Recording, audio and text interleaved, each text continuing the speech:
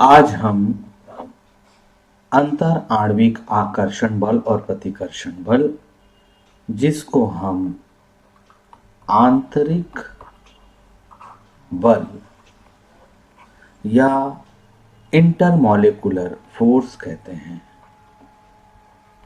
Intermolecular force कहते हैं, इनके विषय में देखेंगे। हर पदार्थ वो छोटे छोटे अवयवी कणों से, जिसे कि हम अणु या परमाणु कहते हैं, से मिलकर बना होता है। ये अणु या परमाणु एक जैसे परमाणुओं से भी मिलकर बने हो सकते हैं, या ये अलग अलग परमाणुओं से भी मिलकर बने हो सकते हैं।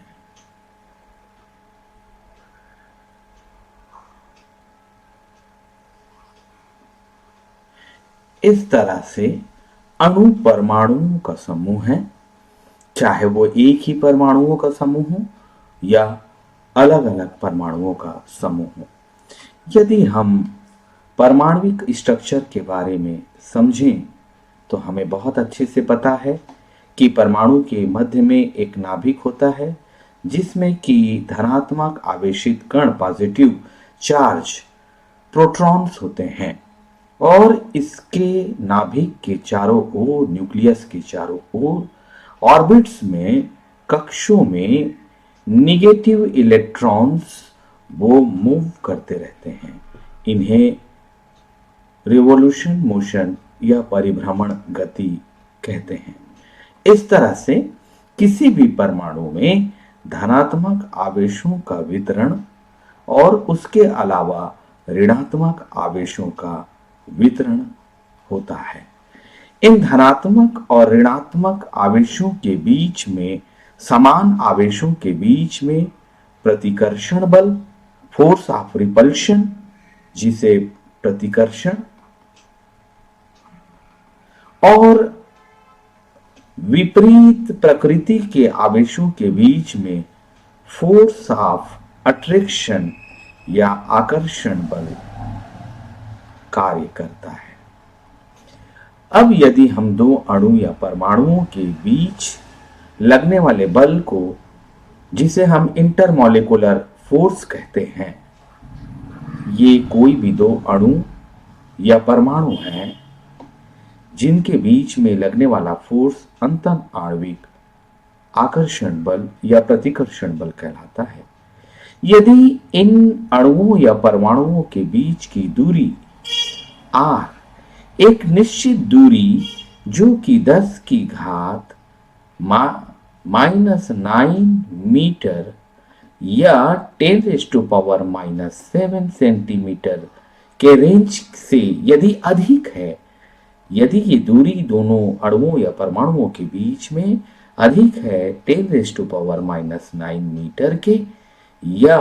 10⁻⁻7 सेंटीमीटर के, तो इनके बीच में लगने वाला फोर्स जो है वो नगण्य या शून्य होता है। लेकिन यदि ये दूरियां, इनके बीच की दूरी कम हो जाए 10⁻⁻9 मीटर या 10⁻⁻7 सेंटीमीटर, तो फिर इनके बीच में एक फोर्स जो है वो एक्टिव हो जाता है, कार्य करने लगता है। जब ये दूरी एक निश्चित दूरी तक होती है, जब इनके बीच की दूरी एक निश्चित दूरी तक होती है, सपोज हमने उसको दूरी कह दिया r1, तब इनके बीच में आकर्षण का बल कार्य करता है और ये एक दूसरे को आकर्षित करते हैं, ये एक दूसरे को आकर्षित करेंगे। लेकिन यदि इनके बीच की दूरी जो है इस दूरी से और भी कम हो जाती है, तो फिर इनके बीच में प्रतिकर्षण का बल कार्य करने लगता है। इन दोनों परमाणुओं या अणुओं के बीच में दूरी के साथ लगने वाला बल या तो आकर्षण का होगा, फोर्स ऑफ अट्रैक्शन होगा, या तो ये आकर्षण का होगा, फोर्स ऑफ अट्रैक्शन होगा, या ये फोर्स ऑफ रिपल्शन या प्रतिकर्षण का बल होगा। यदि हम इनके बीच में एक ग्राफ प्लॉट करें,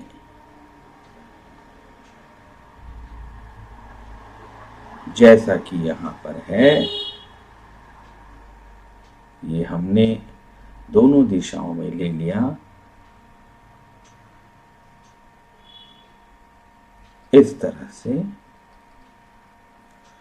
तो आप देख सकते हैं कि एक्स एक्सिस पे हमने डिस्टेंस आर को लिया है, दूरी को लिया है, और वाई एक्सिस पे हमने फोर्स या बल को लिया है, ये इसका ओरिजिन पॉइंट है।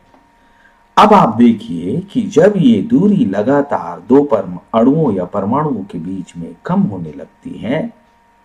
तो फिर ये फोर्स ऑफ अट्रैक्शन इनका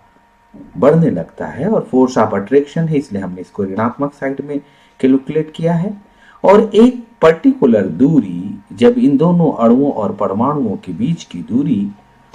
r बराबर r1 के रेंज में होती है, तब ये लगातार ये आकर्षण का बल बढ़ता चला जाता है। आप देख रहे हैं, भले इसके बढ़ने की जो मैग्नीट्यूड है वो कम है, और इसके बाद जैसे ही ये दूरी r1 से कम होती है, जैसे ही ये दूरी r1 से कम होगी, अब इनके बीच में प्रतिकर्षण बल लगने लगता है, और ये प्रतिकर्षण बल आप देख रहे हैं कि तेजी से बढ़ता है। और फिर एक दूरी हमारे पास जो कि r is equal to r0 है, इस दूरी पर ये पूरी तरह से आकर्षण और प्रतिकर्षण बल दोनों बराबर होते हैं, और जब r का मान r0 से कम होता है, तब ये प्रतिकर्षण बल बड़ी तेजी के साथ इस तरह से बढ़ता है।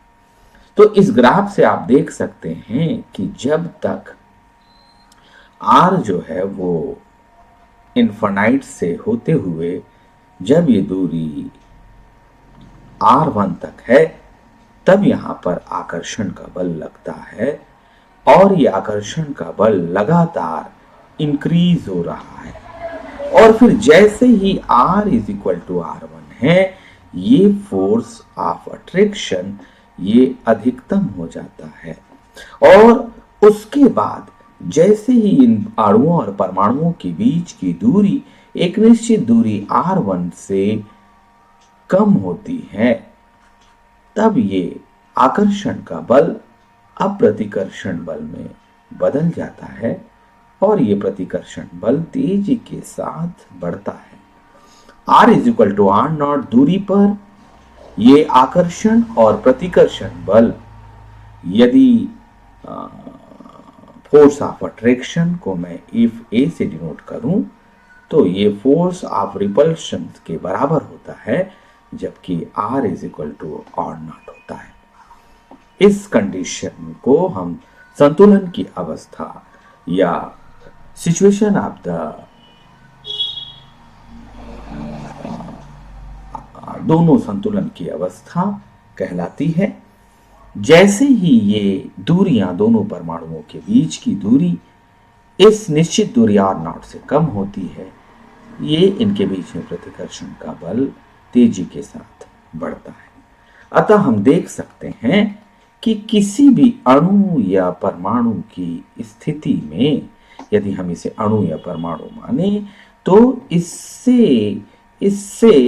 लगभग एक निश्चित दूरी, जो कि दूरी जो है r जो दूरी है, यदि ये निश्चित दूरी हमारी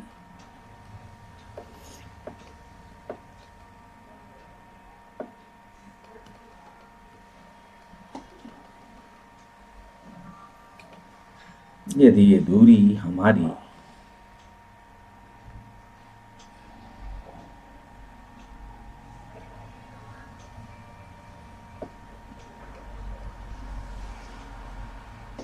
R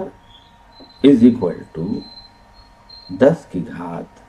-9 मीटर से यदि अधिक हो गई या यहां तक हुई तो इस दूरी तक में अब बल, इससे अधिक दूरी पर बल ये 0 होता है या नगण्य होता है। लेकिन उससे कम दूरी पर R is equal to R1 तक आकर्षण कार्य करता है और फिर उससे कम दूरी पर प्रतिकर्षण कार्य करता है। ये आकर्षण और प्रतिकर्षण का बल दो कणों के बीच में लगने वाले गुरुत्वाकर्षण बल ग्रेविटेशनल फोर्स से बिल्कुल अलग होता है। ग्रेविटेशनल फोर्स के अनुसार ये गुरुत्वाकर्षण बल इन दोनों के बीच की दूरी के वर्ग के व्युत्क्रमानुपाती होता है, जबकि इंटरमॉलिक्यूलर फोर्स या आंतरिक बल ये दोनों अणुओं या परमाणुओं के बीच की दूरी के घात 8 के व्युत्क्रमानुपाती होता है। यहां पर हमने सीखा कि कोई भी पदार्थ अणुओं या परमाणुओं से मिलकर बना है। ये अणु या परमाणु एक ही पदार्थ के या विपरीत पदार्थ के हो सकते हैं। परमाणु संरचना के अनुसार हमारे पास मध्य में धनात्मक नाभिक होता है और इसके चारों ओर ऋणात्मक इलेक्ट्रॉन चक्कर लगाते हैं। अतः इन आवेशों के बीच में आकर्षण या प्रतिकर्षण बल जो कूलॉम का लॉ है उसके अकॉर्डिंग लगता है। यदि दो परमाणुओं के बीच की दूरी यदि 10 की घात -9 मीटर या 10⁻⁻7 सेंटीमीटर के रेंज से अधिक होती है तो इनके बीच में कोई भी फोर्स कार्य नहीं करता। लेकिन यदि ये इनके बीच की दूरी इस रेंज से कम हो जाए तो प्रारंभिक तौर से इनके बीच में, दोनों के बीच में एक फोर्स ऑफ अट्रैक्शन कार्य करता है जो दूरी के घटने के साथ